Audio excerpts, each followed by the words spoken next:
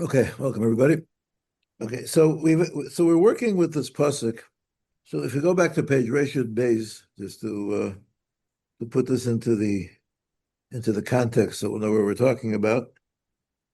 So we're working with a pasuk in Yeshaya, Perek Mem Beis pasuk Gimel, and the pasuk there says at the top of page Reshut Gimel, it's quoted. V'halok var nemar. This is Rabbi Yeshua's title. Let's start from the beginning of the paragraph at the bottom of Reshut Beis. Lo b'tshuva ma'asim tovim.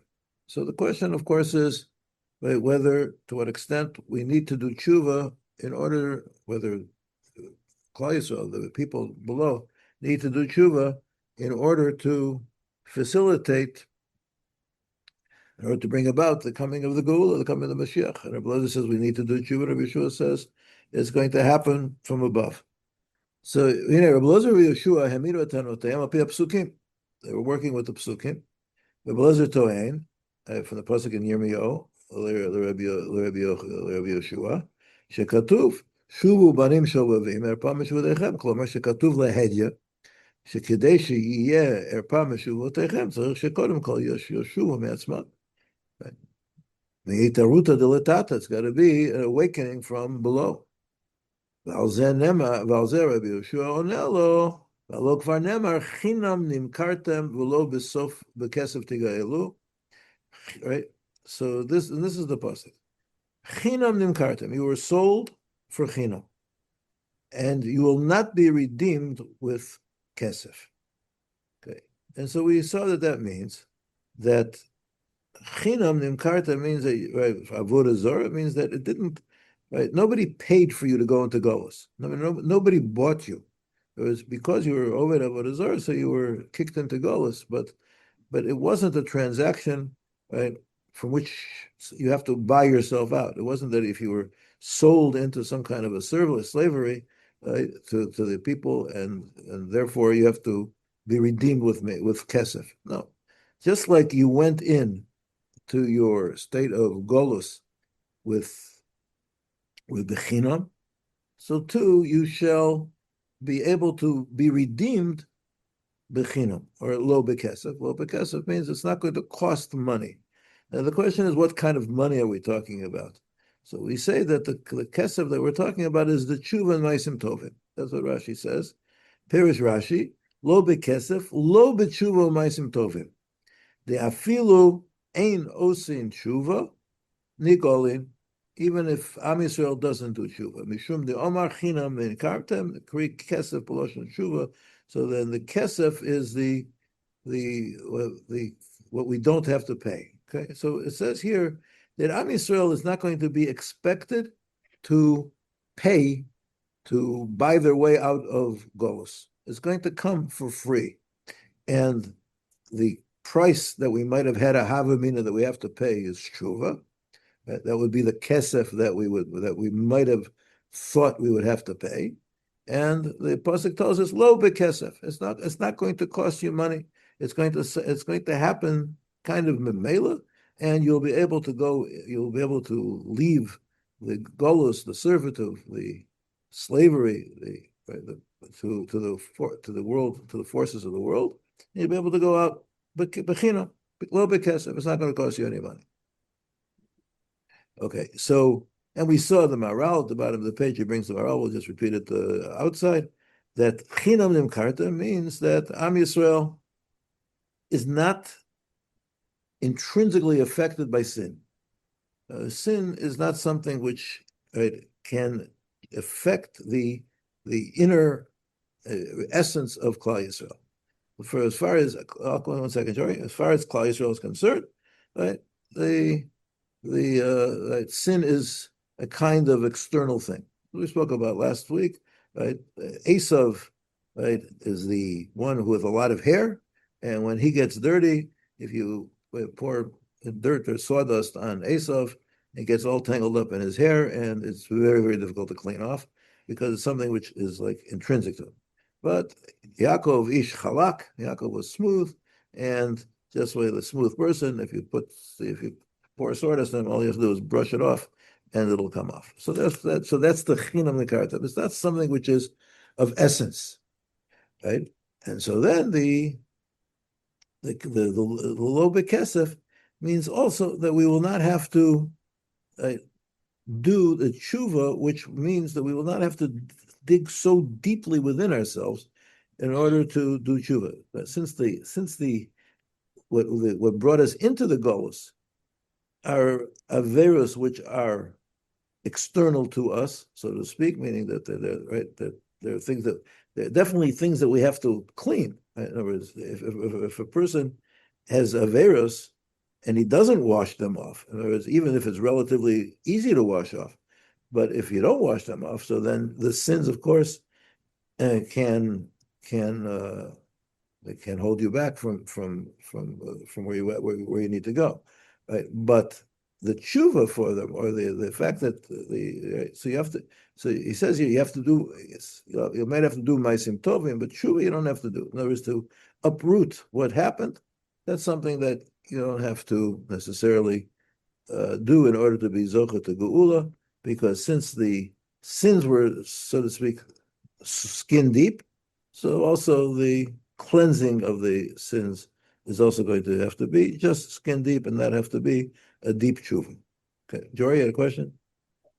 Yes. My question is this, that if we're going free, we go b'chinam, we're getting it from Shemayim, but if we get it from Shemayim al yedei isurim from a melech yoter rasha mahaman, that's free?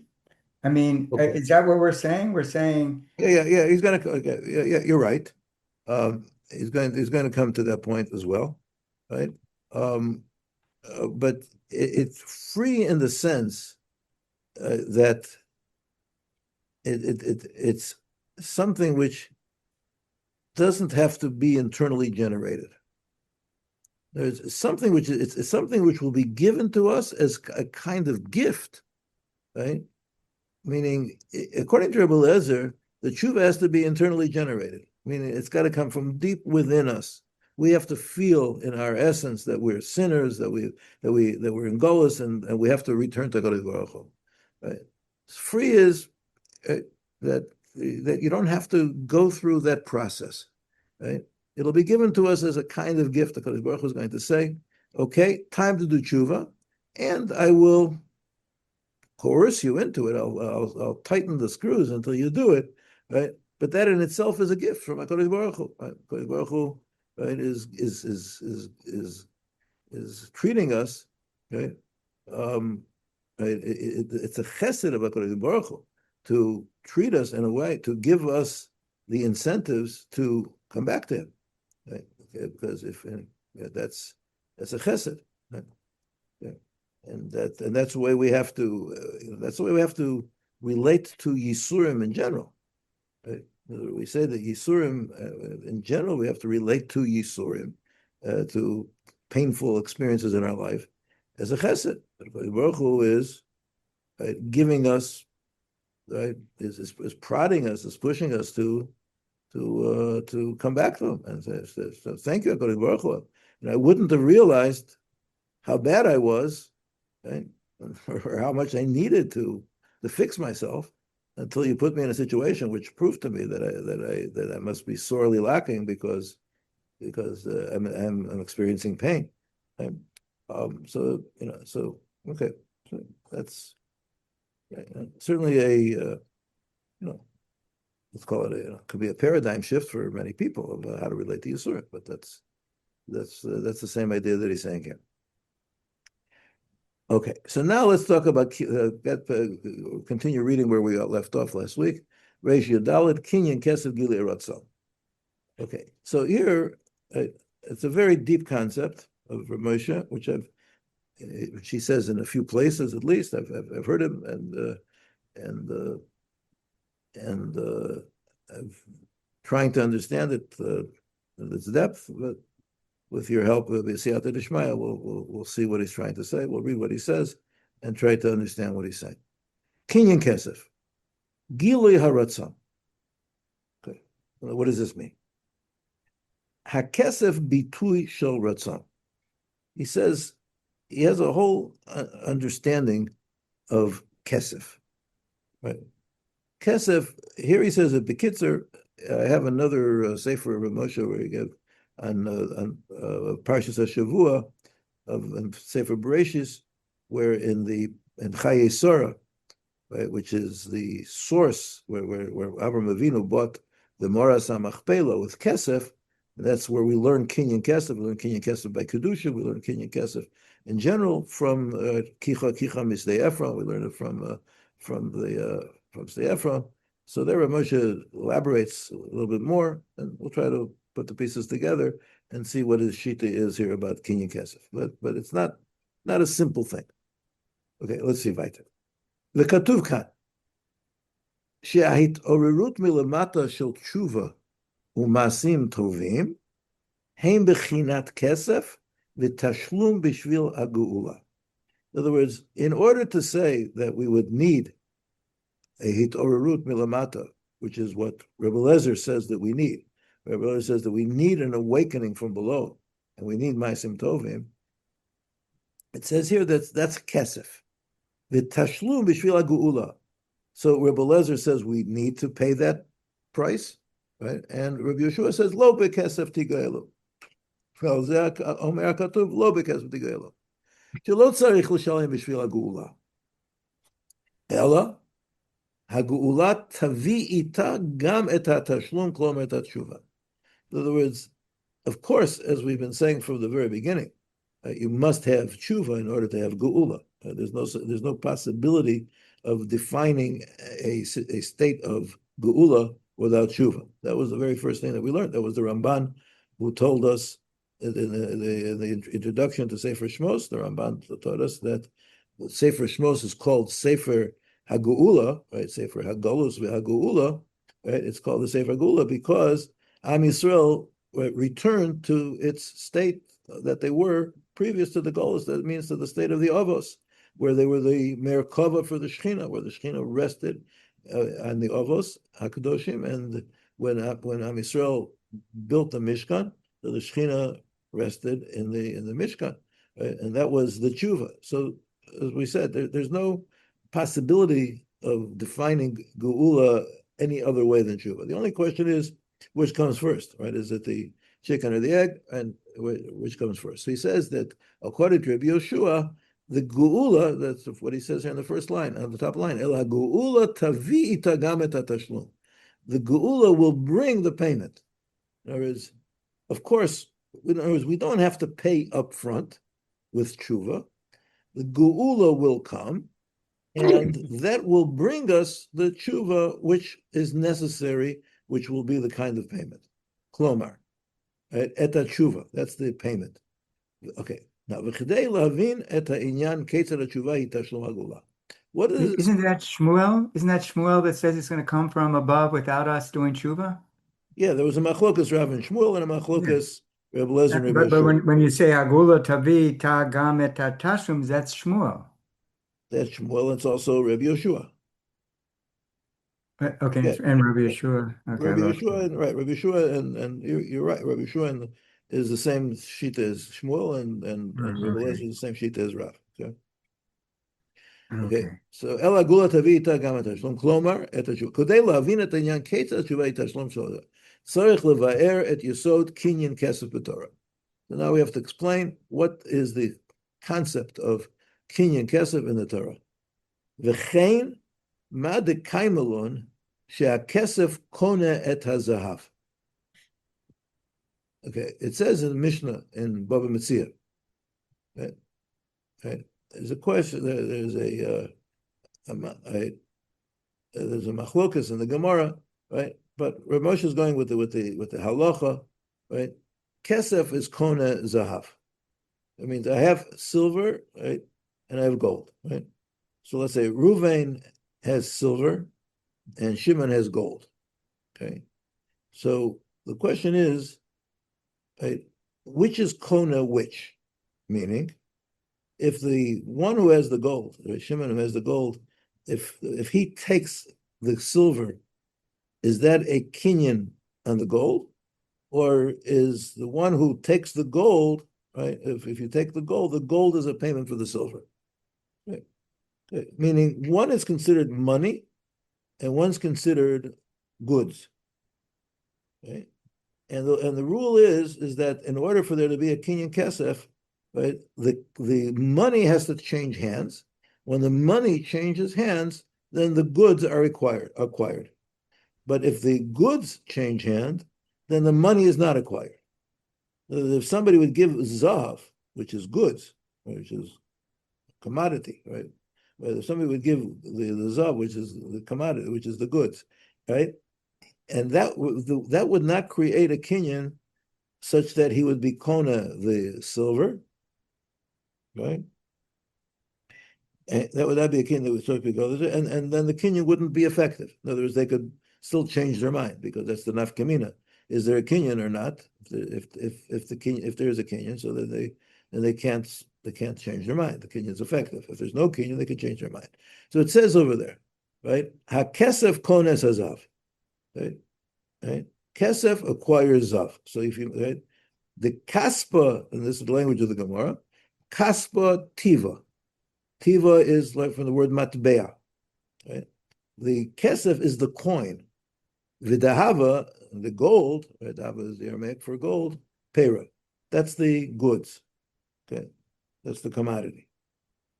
And he says, Ki Yalduse the Rebbe v'lo Mishnah, right? Because again, the Gemara says that Rebbe had one opinion in his youth and one opinion in his old age, but this is the halacha Ki Yalduse.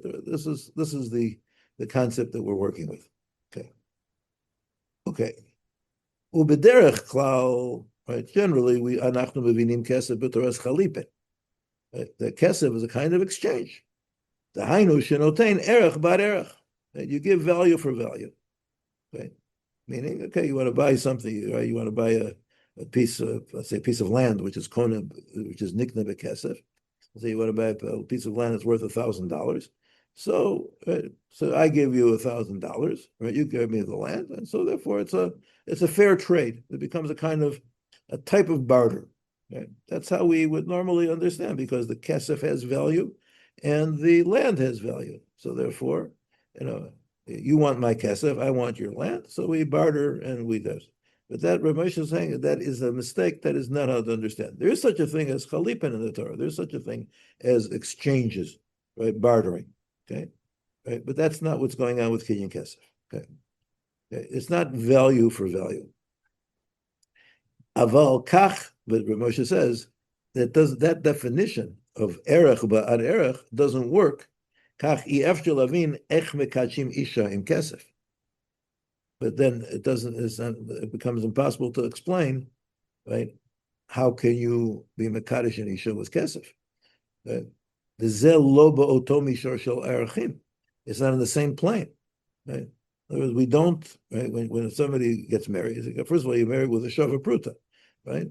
So if you think that your wife is worth only a shava pruta, right? So you're in big trouble. If she's in big trouble, you're in big trouble, right? It's a kind of so it's not. It doesn't mean that we're exchanging values. He said it's not on the same plane. Mishor is the plane. It's not. They're not commensurate with each other. Right? V'chein pidyon kodshim u'pidyon aben shenasali de kesef. Right? Kesef accomplishes redeeming kodshim. Right? If something is kodesh, right? If something was made hektish, you can redeem it. Right? Again, and it's not for value because you're taking off the kedusha. Also pidyon aben. Bevadai ein kan inyan shel erech v'shovi. When you pay 5 shkolim to a coin to redeem a firstborn son, so that's not a question of value. Okay, so what is it? If it's not value, what is kinyan kesef? So here's what he explains. Okay, ubir adavar shekesef hu milashon ratzon. What does the word kesef mean? Kesef is related to the concept of ratzon, what you want, what you desire. Kolashon pasuk, as the pasuk says, ki nichsof nichsafta leveis avicha. We're talking to Yosef, right? When he was by the Sarah Mashkim there, it was Sarah Beis Tabachim. He says, you desired to go back to your father's house. So we see that the word nichsof means to desire, to want something. Okay. Okay. So that's what kesef means. Kesef represents, as we'll see, your ability to realize that which you desire, that which you want.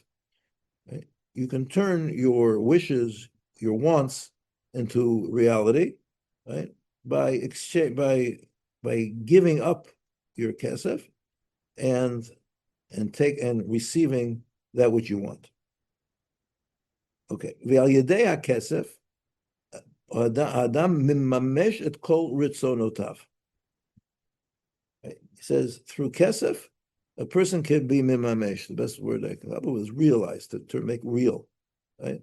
He can realize, concretize his ritzonot. Okay. Why? Ki hakesef nosei b'tocho et kol ha'afsheruyot ba'olam. Because kesef has within it all of the possibilities in the world. That means like this. It means that kesef, when we say that kesef is coins and not a commodity, what we're saying is that kesef really has no value. Right? Kesef has no value. It doesn't have anything. What does it have? It enables me to realize and obtain the things that I want. Right? So Moshe is going to say that so if I have money, right? So I have pure potential. Right? The money that I have is potential because I can turn into anything. Right?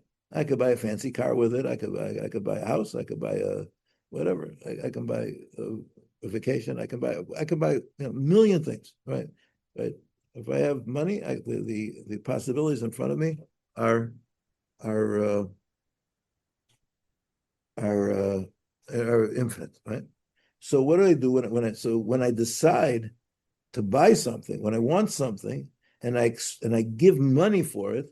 What I'm saying is that I'm giving my potential, all this potential that I have in the money, which I want, which is my kesef, where I can get things that I desire. And because I desire them, I'm giving the money, and that enables me to obtain that which I desire.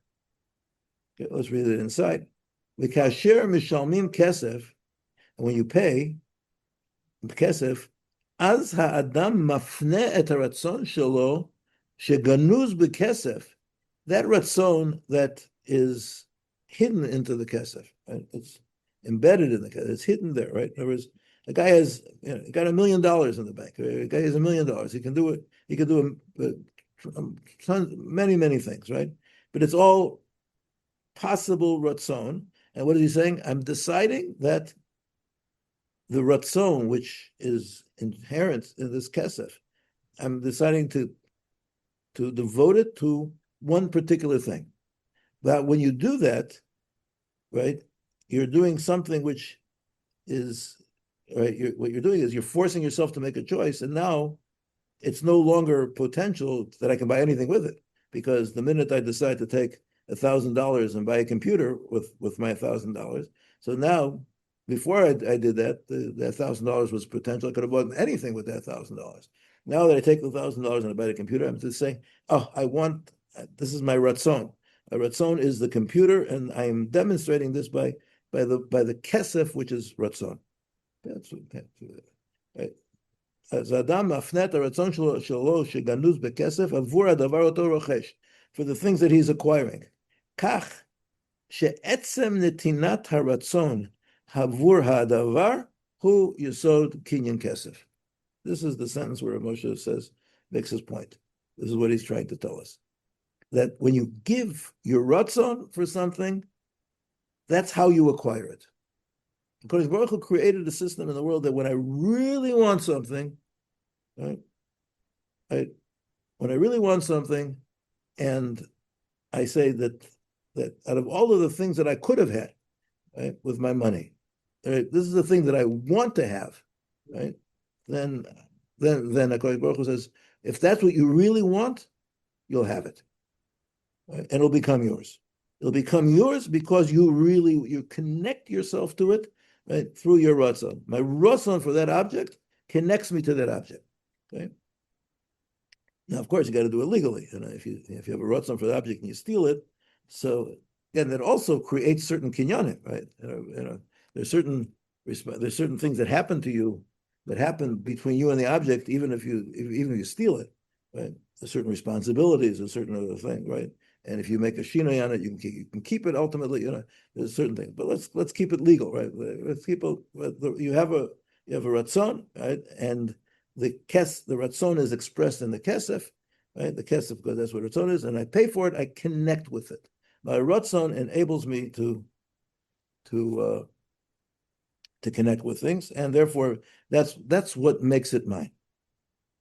The ratzon, he says, hu hayesod shel kol kinyan. There's the fact that I want something. That's the foundation of every acquisition. Right? I acquire it because I want it. Right? I'm giving, as I say, I'm taking all the possibilities that are available to me, and I'm dedicating it. I'm specifying it for one particular thing. V'chein isa b'medaktekin. He says he brings from medaktekin. The footnote says maybe it's the Radak, but whatever it is. V'chein isa b'medaktekin. Shehamila ratzoni melashon ratz. It's related to the word run. Klomar haratzon mitbatei al yedei shani ratz el hadavar. As I'm running to it. Doesn't mean physically running, but I'm running towards it. Right? I want it, right? And I'm going in that direction. V'zeh atzmo ne'emad ketashlum al hachafetz al hachefetz shenikneh. And this is the payment for the object which is acquired. Okay. So that's so there is a concept that a person, right, can, right, through his ratzon, because he wants something, because he wants it, HaKadosh Baruch Hu says that this thing will be connected to you. Right? And that's the concept of marriage, right, of Kiddushin, right? I want this woman to be my wife, right? So if you want it badly enough, you'll get it. Right? How do you express that you want it badly enough, that you want it seriously enough? By giving up kesef. Right? By giving kesef, that says this is something which I could have used for anything in the world, and I'm using it to acquire, to create a connection with this woman, with this person, with this object, with this thing, right? I'm creating because I want it. Okay. And the ratzon of a person is what's called there. Yes, Jerry. You mentioned it earlier, but the word lichsof means to yearn for. Yeah. It's to say nichsof nichsaftu. Yeah, that's the process. Yeah, nichsof. Yeah. Yeah, right. That's exactly the word. Right. That's exactly what Moshe is saying. That's the word kesef. The word kesef is to yearn for something. Okay. Kisufin, right? To yearn for something. Okay. That's the concept. Okay. I just heard it today, a shir from Shimon Spitzer, where he talks about this idea.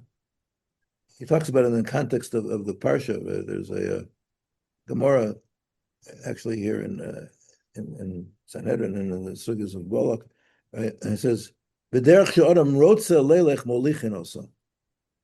Right? It says that Chazal learned from Bilam that the way that a person wants to go, right, we take it. Right? Kodesh Baruch Hu lets him go, as we see from the Psukim. Right? Kodesh Baruch Hu indicated to Bilam, a number of times that he really didn't want him to go, right? But Bilam kept on being stubborn, and he says, Kodesh Baruch Hu said, "Okay, if you want to go, go. I'm not going to stop you, right? If they, even though there are certainly indications that he didn't want to, but go, right?" The Gemara says that.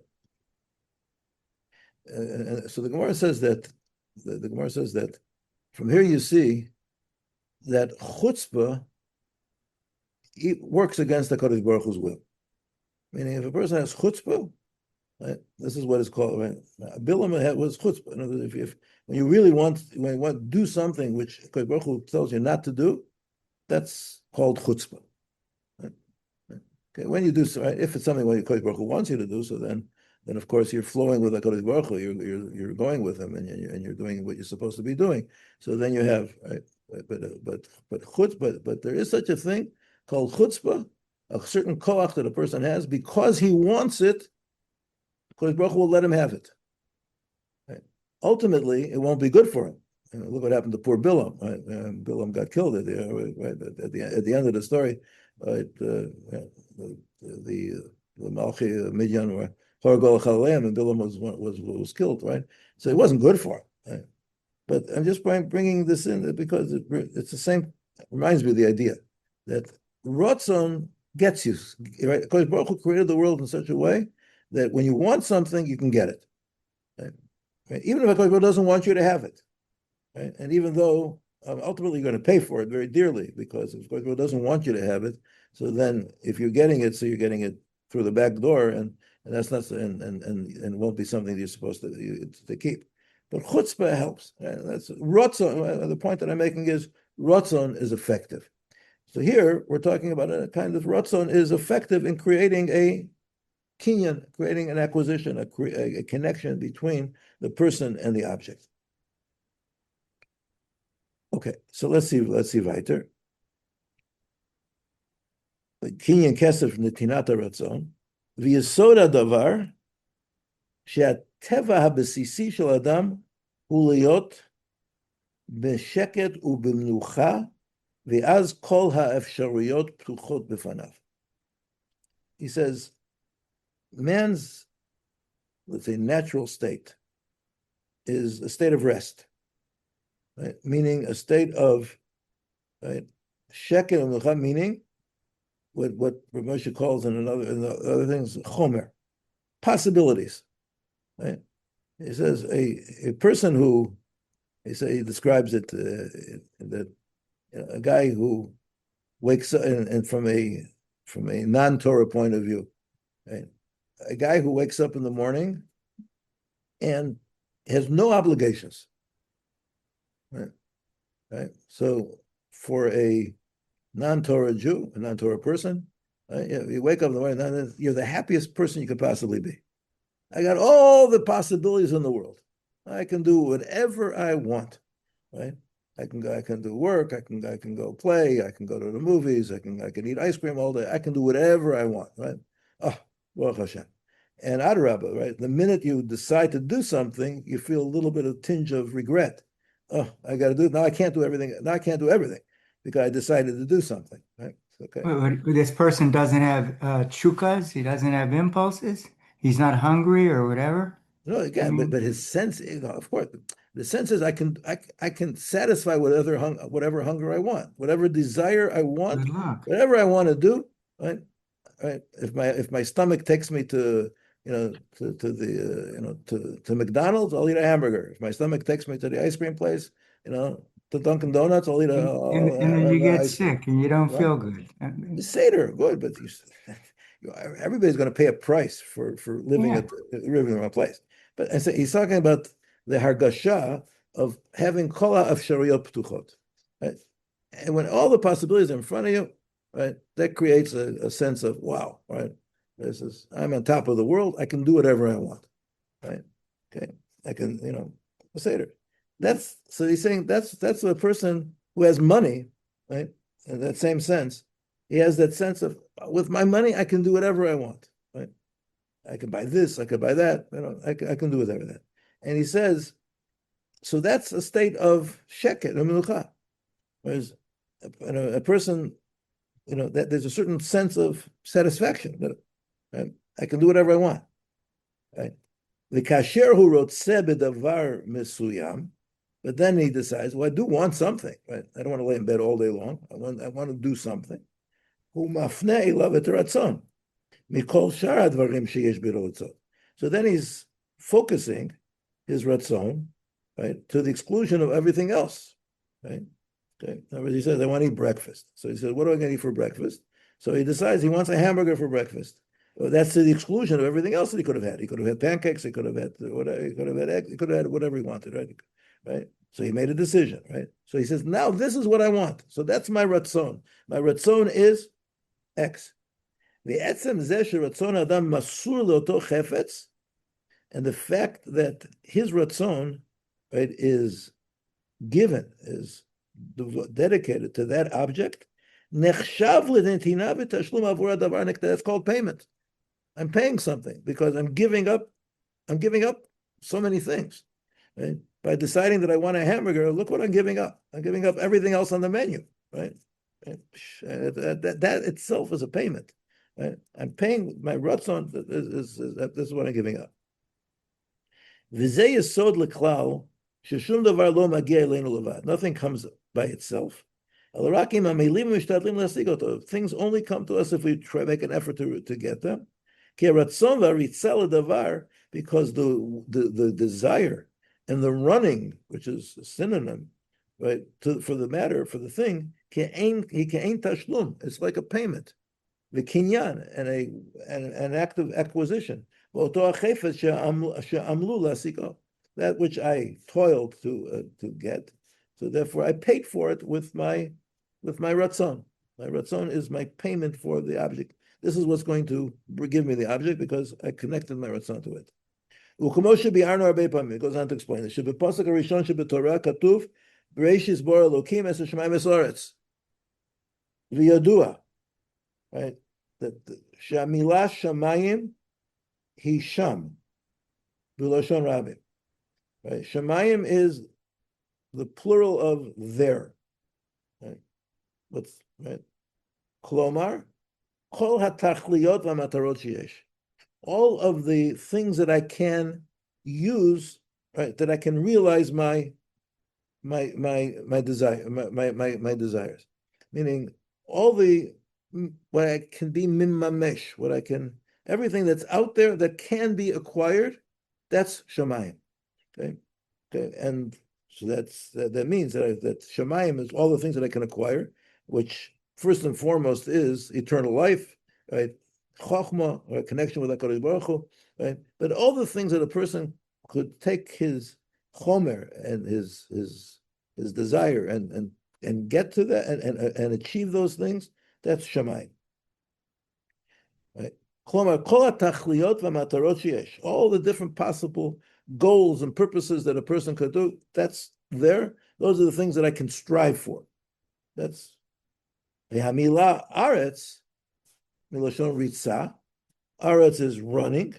The Pasuk Omer, Shekadosh Baruch Hu barata tachlit shehi shamayim. The tachlis of creation is shamayim, to acquire all of the things that Hakadosh Baruch Hu, right, set out there that we can possibly acquire.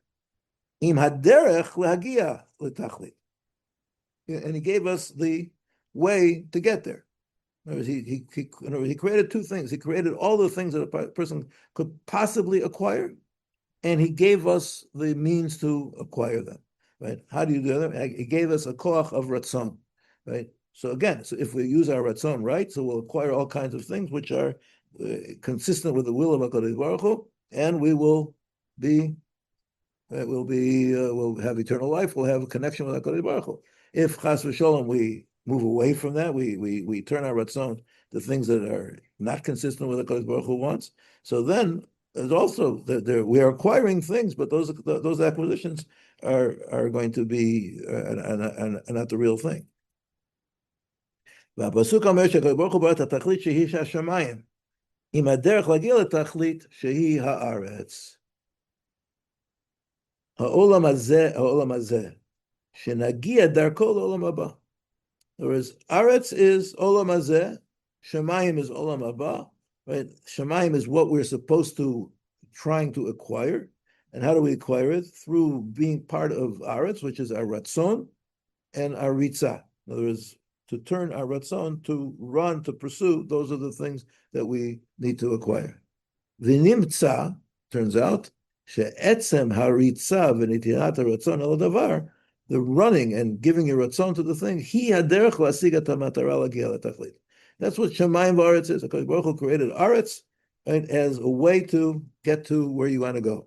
Right? So when we take what HaKadosh Baruch Hu gave us in the Aretz, the possibilities that we have, and we decide to turn them to focus them on specific goals and specific things that we want to achieve, and then that's the way we do it, right? So by connecting our ratzon with that thing. וזה הטעם לכסף קידושין. שכיוון שיש צד מסוים של תכלית בקידושין, whereas the kiddushin is, right, because you want to get somewhere, right? In other words, you want to accomplish, you want to get something, right? To acquire something, you want something, right? What do you want? He says, right, you want to be married, right? You want to have a family, you want to have children, you want to have a relationship with a wife, right? These are things that you want. So therefore, you can take your kesef and focus it and acquire that which you want. Or if you want to buy a house, right, you can also use your kesef to buy the house. L'chein, oto tachlit, that goal that you have, that purpose that you have, there's nikneh al yedei hakisufim v'aratzon she'akesef mevatei. The way that you acquire it is because of that yearning, as you say, the translation, and that desire that kesef expresses. Kesef is the expression of that which I yearn to have, right? And when I give over the kesef, that means that I am giving over my yearning. I'm devoting my desire for that.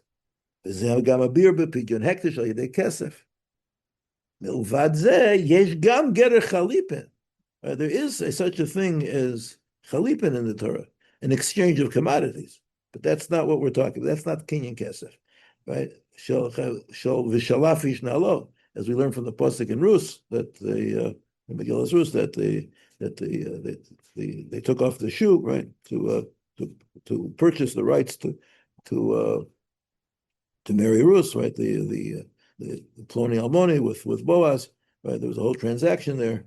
And it says Sholaf Ish Nalo, he took off his shoe, and that shoe is the makor of the kinyan chalipin, according to the Torah. That if you the shoe is an item and a commodity, and you can exchange one commodity for another commodity, right?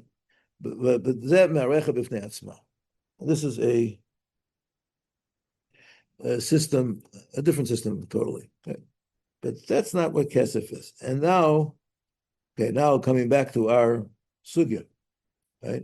Ubazeh gufa nechlekol Rabbi Elazar Rabbi Yoshua, and that's the machlokas. Rabbi Elazar sover shekidei shetavo agula tzarich sheyikadem lazeh ratzon mitzidenu. He says we have to pay for it. We have to have this ratzon for the geula. We have to really want it because it's something that we have to pay for. It's like everything else in the world. You want something, you have to have a ratzon for it. Because Eretz is the place of ratzon, which is the place of ritzah, which that's where things start. That's acquisitions start with ratzon. There is in all, except for in all normal situations, the ratzon precedes the kinyan. Right? The kinyan is effected through the ratzon. The ratzon is the instrument of kinyan. Okay, so therefore I have to have the kinyan, right? Shirak al yedei. This is Rabbi Elazar's opinion. Shirak al yedei tshuvat hatachtonim beratzon gamur lashuv lemalatam ha'elyona. It's only when the people, the tachtonim, the people in the lower spheres, us as human beings, have a ratzon gamur to return to our original lofty status, then you could have the revelation of the gula from above. Avaldat Rabbi Yoshua he lo bekesef tigayelo. It's not going to come through kesef. She'adarabba hagula that's the opposite. Hagula nitzrechet kedei lechadesh ratzon etzel klal Yisrael. We need the geula in order to engender this ratzon. Right?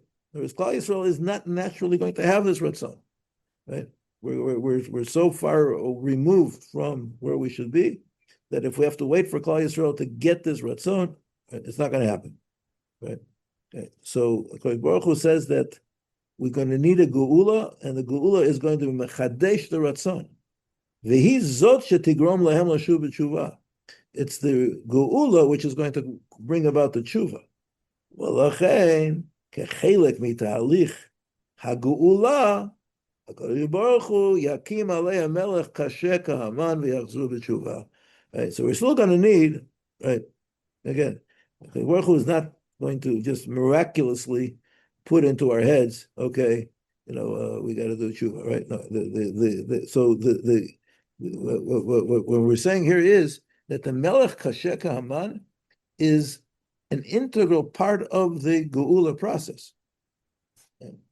That's the geula process, because that's the beginning of getting us to, right, to do the tshuva, right, and the geula process is what's bringing us to the tshuva, right.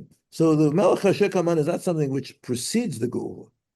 Right? The melech kasher kahaman is an actual part of the geula. Right? The geula starts with a melech kasher kahaman, which brings about a movement of tshuva within Klal Yisrael, and then the process of geula can continue because the necessary tshuva will be there. But the point is, it's got to come. And that's what Rabbi Yeshua. That's the chiddush of Rabbi Yeshua. That the Baruch Hu is not going to let things ride or let things slide until we wake up. He'll wake us up. Right? We're in a coma. We're in a slumber. Right? We're not gonna wake up on our own. Right? And if somebody's in a coma or something, and the doctor's got to shake him, the guy's got to whatever, you got to put the smelling salts in front of him in order to wake him up. Right? It's not going to happen without it. But if it happens, the part of the geula is going to be the melech kosher kahama. So, as we said, we have the choice. Either we do it on our own, or we're going to have the melech kosher kahama as part of the geula process. And okay, yes, Jory. Yes. Well, I just want to say that it's more a comment, I think, but when I'm getting I think it's Rabbi Yeshua, yeah, who says that it's going to come through these Isurim and all that, right? Right. I think he's got, in a way, the weaker position, because even he admits we don't get geula without tshuva. Right. He's just insisting on this intermediate step. But, the intermediate step is Hashem intervening with a hammer. But I mean, at the end of the day, he's himself is conceding. And what made me think along these lines is it's such a well-known Hasidic vort, that, Hashem only does stuff when we do something from below, right? We got to do something. So Okay. so it's I understand. I mean, I remember from what he said in the lessons that it's a natural state and we have to revert to it. I can understand arguments for it, but I'm just pointing out, in my mind, it's kind of weaker. It's he's conceding we've got to do it, but we're incapable or whatever. I mean, Yeah. So you have a point again, and in the next chapter, just show you a line. Just turn to page ratio test. Right, the next chapter, the top line. Right, he says something along the lines you're saying. Well, yeah, Mirza Hashem, next week we'll get into it more. But he says the top line on ratio test. V'im nomar shekadosh baruch hu yami melech kosher kaman and came ma machlokas when we're Yeshua. Alright, l'kula alma yikach. There's always going. He's going to wrestle with the point. Exactly. Where is this machlokas? If in any event it's going to happen, and and it's going, and we need the tshuva, right? So he's going to attempt to speak about it, right? But okay, but let's take this. Again, the lesson that we've been learning now, right, is the point of Rabbi Yeshua of lo bekesef tigayelo, right? Right? Right? It's not going to have to come from an inner rotzon of Klal Yisrael. Right? In other words, it's eventually that inner rotzon is going to be there, but that doesn't have to be the starting point. Okay, and and that's in many things in life. It seems to be the way the world is. Yeah, right. But many things in life, a person is not going to become an Olympic champion, right, without an inner desire, right? Right? He can have a coach who's a kosher kahaman, but if he doesn't really want it, right, it's not going to happen, right? Right? You got to really want it, and then with siyata d'shmaya, you can accomplish it, right? Right? You got to really want it. Right? If you don't really want it, so then all the external pressures are not going to work. Right? Here, the chiddush is that even without really wanting it, the external pressures will work. But that's also based on what we said earlier, is because bechinam nimkartem, right? Because the sins are superficial, right? And because the sins are superficial, right, it's possible for the external pressures to work, right? And I think what we have to say is, and then memela, it'll be revealed the inner essence of Am Yisrael, which is the essence of wanting to connect to Kodesh Baruch Hu. Whereas we'll understand that the things that stand between us and HaKadosh Baruch Hu are external, right? It's as the Gemara says, it's Seor Shebe'isa, right? It's the yeast in the dough, it's the Shibud Malchios, right? But we'll understand that once we get rid of them, so then the essence of the Jew is connected with the HaKadosh Baruch Hu. And that's really what Rabbi Yeshua is saying is that, right, because there, if the essence of the Jew wasn't that, so then we really would need to do a very, very deep surgery on the hearts and minds of the Jewish people, right? Really change things, go deeply into it. But if but the essence isn't affected by the sin, right? So therefore, we don't have to do that deep surgery. All you got to do is do the external washing, and then in Mela the essence will come out, right? And I think that's what Rabbi Yeshua is really saying. Is that the chiddush is that the Melech Kosher Kohaman will work, it will be sufficient, and that's a chiddush, right? Because it could be that we wouldn't work. Okay, we'll stop here for today. Okay, Mirza Hashem, next week we'll start the next chapter, which is continuation. Here he goes more into some of the details of the drushes or Rabbi Shimon, but there's also, again, in addition to the details, there's very important messages. And B'ezrat Hashem, we'll continue our journey. Okay, thank you guys for joining us. Thank you, Olav. Thank you. Thank you. Look forward to seeing Josh with us in Eretz Yisrael soon. B'ezrat Hashem, coming on a visit. And look forward to seeing all you guys in Chutz coming on a visit, but we're coming to stay, but B'ezrat Hashem. Okay, call to be well. Okay. Thank you. You're welcome. Be well.